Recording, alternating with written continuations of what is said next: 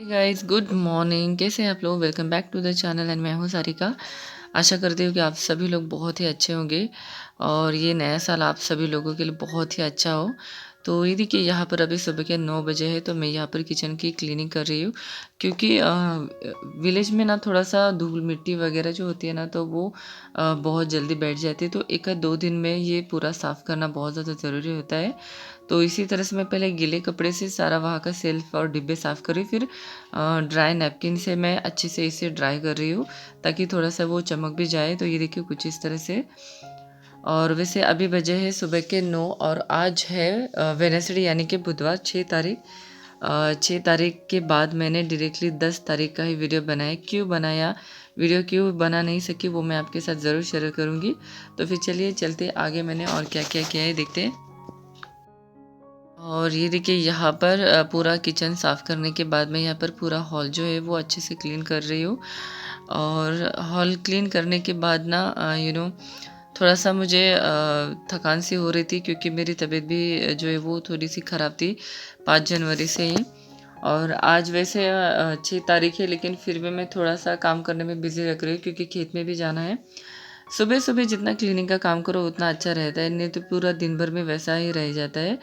तो थोड़ा सा काम पूरा होने के बाद में खेत में जाना पड़ता है, तो इसलिए मैं जितना सारा काम है तो वो मैं जल्दी ही कर लेती हूँ। नहीं तो 3 बजे जब सारे हमारे खेत में जो जितनी सारी लेबर रहती है उनकी 3 बजे छुट्टी हो जाती है ना, तो फिर मैं 3 बजे आने के बाद कभी-कभी कर देती हूँ। लेकिन यहाँ पर आज मैंने खेत में जाने की छुट्टी ली क्योंकि नहीं गई।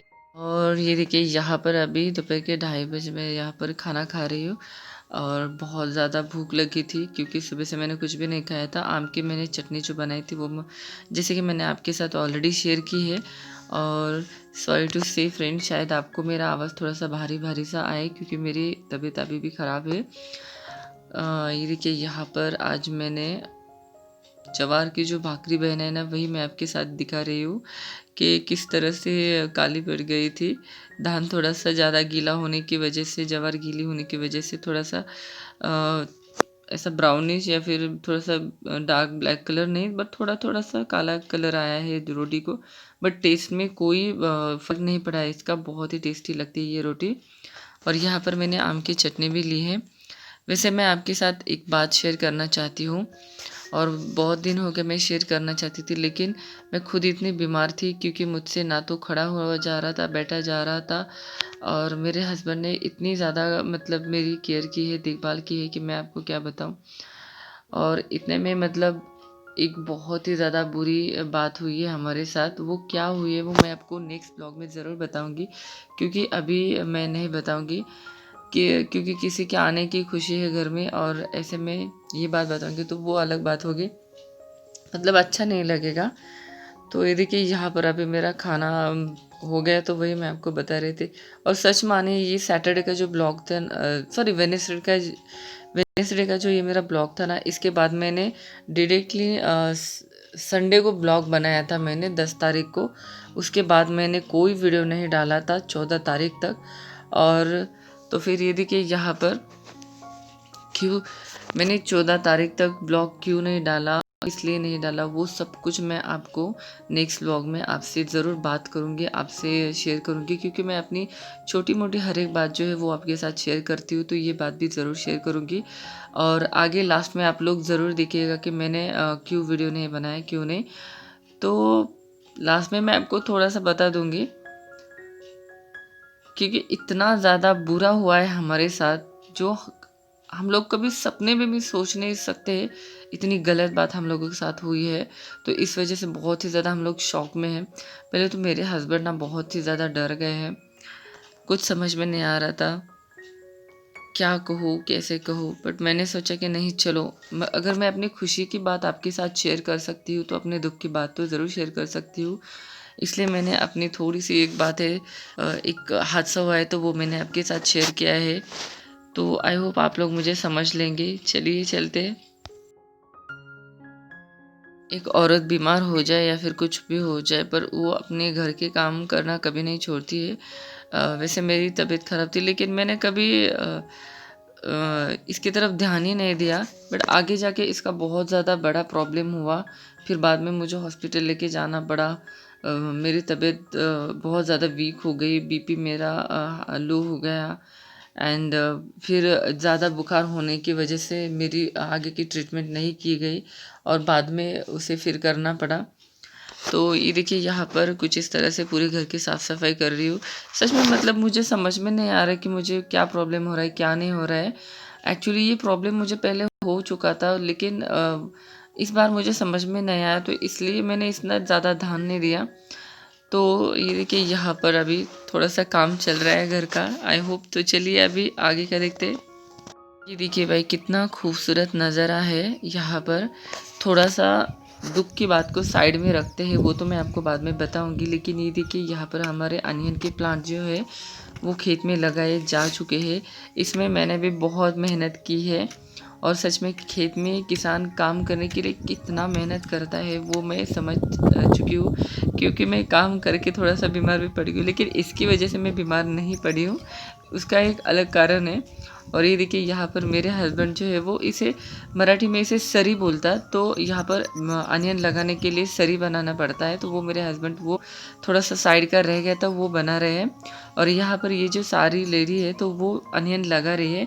तो मुझे याद आया कि चलो एक छोटा सा वीडियो भी बना लेते हैं, क्योंकि बाद में मैं बनाऊँगी तो मेरे हस्बैंड को बनाने का ध्यान नहीं रहता है। ट्राइपॉड में यहाँ पे नहीं ला सकती, क्योंकि यहाँ पे काम करूँ तो कुछ समझ में नहीं आता। देखिए फ्रेंड्स, कुछ इस तरह से अनियन लगाया जाता है। वो जो अंदर की जो सरी होती है ना, यानी कि अंदर की जो लाइन होती है ना, उसको पानी दिया जाता है। और पानी देने के बाद जब वो मिट्टी गीली होती है तो वहाँ पर वो छोटे छोटे अनियन के प्लांट होते हैं ना, तो वो कुछ इस तरह से नीचे की साइड में जहाँ पर अनियन का रूट रहता है ना, तो वो रूट जो है ना वो ज़मीन में ऐसे डालना पड़ता है और मिट्टी उस पर ढकनी।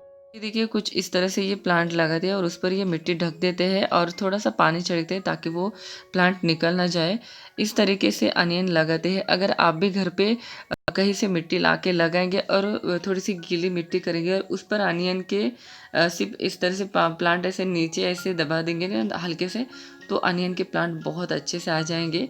तो कुछ इस तरह से अनियन के प्लांट लगाते हैं। आई होप आप लोगों को अच्छे लगे हो। चलिए चलते आगे। मीन्स अनियन का जो हम लोगों ने प्लांट लगाना था वो 10 तारीख का ही वीडियो था, सुबह का था। और अभी बजे हैं शाम के 5:30। तो यहाँ पर मेरे जो सिस्टर इन लॉ है, यानी कि इनके चाचा की बेटी आई है मकर संक्रांति के लिए घर पे। तो उनकी यहाँ पे हल्दी कुमकुम का फेस्टिवल है, तो मैं वहाँ पे जा रही हूँ। तो सारी महिलाओं को बुलाते हैं। किस तरह से होता है वो मैं आपको एक छोटा सा दिखाऊंगी। चलिए। ये देखिए फ्रेंड्स, लड़की के यहाँ से कुछ इस तरह से सारे मतलब शिदोरी आती है। मराठी में इसे शिदोरी बोलती है। आपके इसे यहाँ पर क्या बोलते हैं ज़रूर बताना। जैसे कि पूरन पोली हो, लड्डू हो, केले हो, जो भी मतलब होता है ना, तो वो लड़की के ससुराल से आता है। और कुछ इस तरह से मराठी में वान भी बोलते हैं, तो जो सुहागन को दिया जाता है, उसकी साड़ी वगैरह बहुत सुंदर है। तो ये देखिए फ्रेंड्स, ज़्यादा वीडियो तो नहीं बना पाए, क्योंकि यहाँ पर गांव के बहुत ही सिंपल लोग हैं। किसी को अच्छा लगेगा, किसी को अच्छा नहीं लगेगा, इसलिए मैंने उनकी कोई वीडियो शेयर नहीं किए हैं। प्लीज़ आप लोग बुरा मत मानिए। और ये देखिए यहाँ पर ये जो है ना पूरन पोली और एक तिल की बाजरे की रोटी, उसके ऊपर पूरी, थोड़ा सा राइस, और ये जो दाल है ना, ये दाल इस तरह से रख के ना पूरे सुहागनों को हल्दी कुमकुम दे के ना ये हाथ पे दिया जाता है। मतलब इसे इस तरह से दिया जाता है।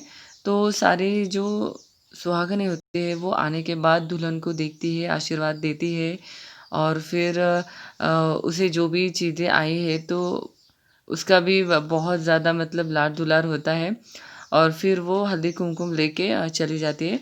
तो जाते वक्त उनके हाथ पर ये दिया जाता है पूरन पोली, ये बाजरे की रोटी एंड थोड़ा सा वो पूरी एंड राइस एंड दाल। तो कुछ इस तरह से यहाँ पर महाराष्ट्र में हल्दी कुमकुम का फेस्टिवल होता है। तो दुल्हन आने के बाद, दुल्हन जब आती है संक्रांति का, उसका तो अलग वीडियो होता है, लेकिन वो मैं बना नहीं पाई क्योंकि मैं बीमार थी। खुद मैं वो संक्रांति नहीं सेलिब्रेट कर पाई, लेकिन एक अच्छी बात है वो भी मैं आपके साथ शेयर करूँगी। लेकिन पहले मैं आपको बुरी बात बताती हूँ। तो ये देखिए फ्रेंड्स, यहाँ पर थोड़ा सा गेहूँ के खेत में कुछ काम चल रहा है। तो यहाँ पर सारी जो ये लेडी है ना, तो ये देखिए यहाँ पर थोड़ा सा काम कर रही है। तो मैं यहाँ पर थोड़ा सा थक गई थी तो आके पीछे बैठ गई थी, क्योंकि धूप बहुत ज़्यादा लग रही थी। अभी देखो यहाँ पे मैं आकर बैठने के बाद धूप ना बहुत ज़्यादा कम हो गई। देखिए मतलब बिल्कुल ही मतलब धूप नहीं है अभी। तो मुझे इस बात का बहुत मतलब आश्चर्य लगा, शॉक लगा कि जब मैं जाके काम कर रही थी, तो बहुत ज़्यादा धूप लग रही थी और अभी बिल्कुल धूप नहीं है। तो कभी-कभी ऐसा होता ही रहता है। तो ये देखिए यहाँ पर कितनी मेहनत करती है ये लेडीज़ लोग, तो इन सभी लेडीज़ लोगों को एक बहुत बड़ा-सा लाइक कीजिए। ये बहुत ज़्यादा मेहनत करती है सभी लोग सच में। इनके मतलब काम का कोई बता नहीं सकते मैं आपको शब्दों में। चलिए एक लाइक कर दीजिए। क्या बोलूँ, कुछ समझ में नहीं आ रहा है। मतलब 10 बार मैं कैमरा ऑन कर चुकी हूँ और 10 बार मैं बंद कर चुकी हूँ,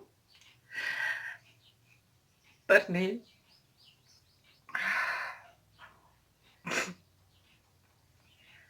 हमारा पूरा गाँव दुःख में है। बहुत बुरी बात हुई है हमारे यहाँ पर, और वो भी एक ऐसे इंसान के साथ जो इतना खुश रहता था। हर चाहे जो भी परिस्थिति हो, जो भी कंडीशन हो हमारे घर की, वो हमेशा खुद खुश रहती थी, दूसरों को खुश रहना सिखाती थी, दूसरों का दुख बांटने में मदद करती थी। उसकी बातें ही ऐसी थी कि उनका मतलब उनकी बातें सुनकर ही आधा इंसान का दुख गायब हो जाता था। वो इतनी अच्छी थी।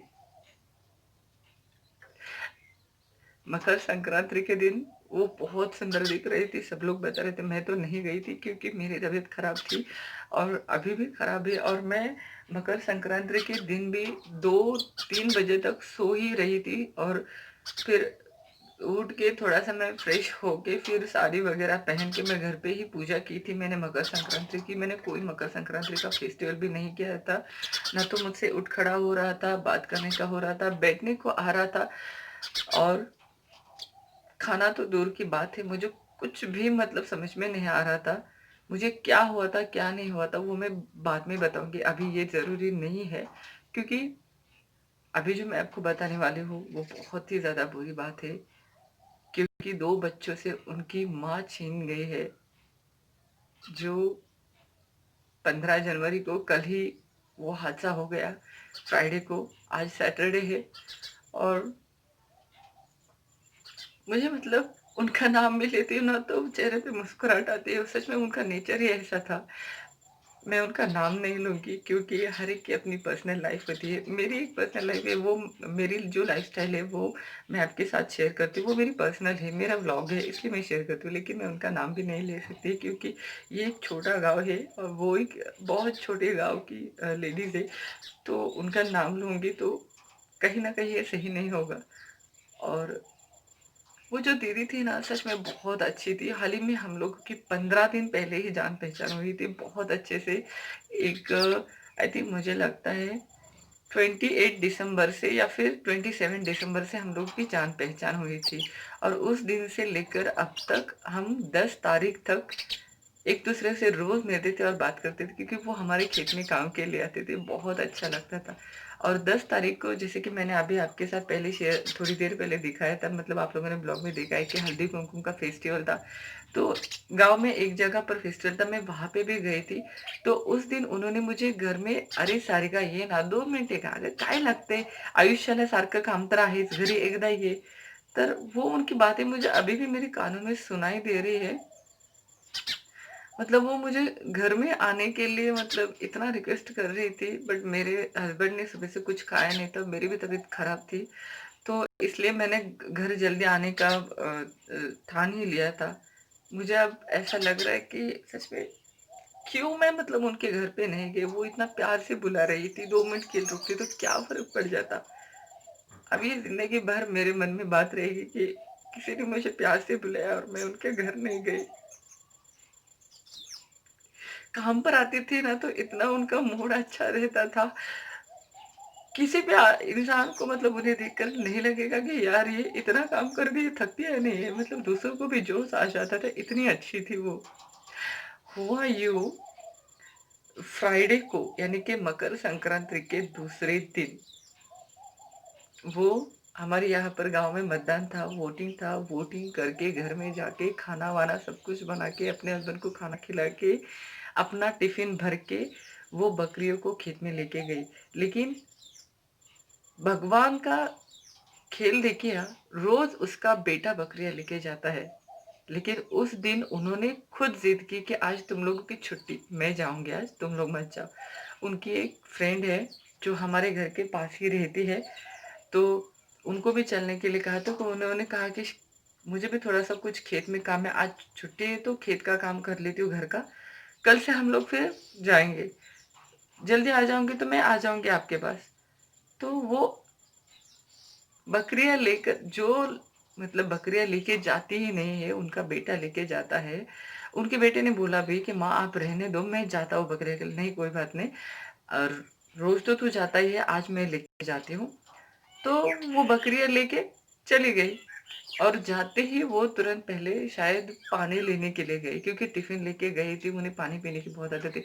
घर से बेटा पानी दे रहा था तो उन्हें इतनी ज़्यादा जल्दी थी कि वो सारी बकरियाँ फटाफट से खोल के, मतलब बकरियों को बाँधा जाता है ना, तो वो खोल के बड़ी ऑलरेडी वो निकल चुकी थी। बेटा पीछे से आवाज़ दे रहा है, लेकिन फिर भी वो चली गई, और तुरंत वहाँ पर जाने के बाद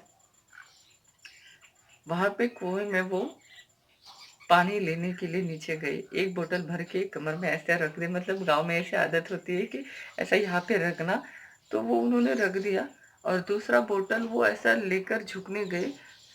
स्लीपर पहन के वो गई थी, और वहाँ पे वो क्या बोलते, मराठी में उसको शेवाळ बोलतात।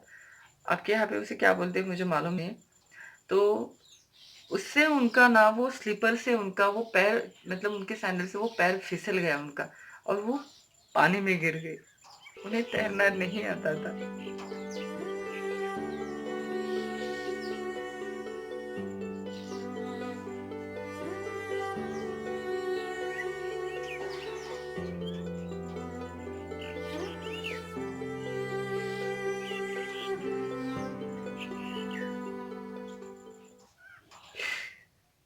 भगवान भी कैसे-कैसे खेल खेलता है देखो।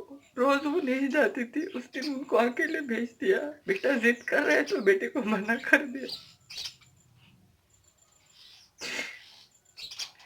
जिस वक़्त एक बेटी को एक उम्र का वो पड़ाव होता है जहाँ पर उस बेटी को एक माँ की बहुत ज़्यादा ज़रूरत होती है, और सच में वो अपनी बच्चों पर जान छिड़कती थी, मेहनत करती थी, रोज़ी-रोटी कमाती थी, और दूसरों के खेत में काम के लिए जाती थी। काम करके वो अपने बच्चों की वो हर छोटी-छोटी ख्वाहिश पूरी करती थी। वो होता है परिवार सच में। मतलब मैं आपको हमेशा कहती हूँ ना कि ज़िंदगी चाहे जो हो, जैसे हो, हैप्पी रहना सीखो। तो वो मुझे जाते-जाते लेसन सिखा के गई। हम लोग बहुत अच्छे दोस्त भी बने थे। सॉरी गाइज़, मैं उनका नाम दिल से बताना चाहती हूँ, लेकिन मैं बता नहीं सकती। बहुत अच्छी इंसान थी वो। आज वो जहाँ भी हो सच में, मतलब एक बात तो है, वो अपने बच्चों के लिए सच में भगवान को उन्होंने एक ही बात माँगी होगी उस वक़्त, मेरे बच्चों का ख़्याल रखना। कैसे-कैसे भगवान दिन दिखाता है, कुछ समझ में नहीं आता है।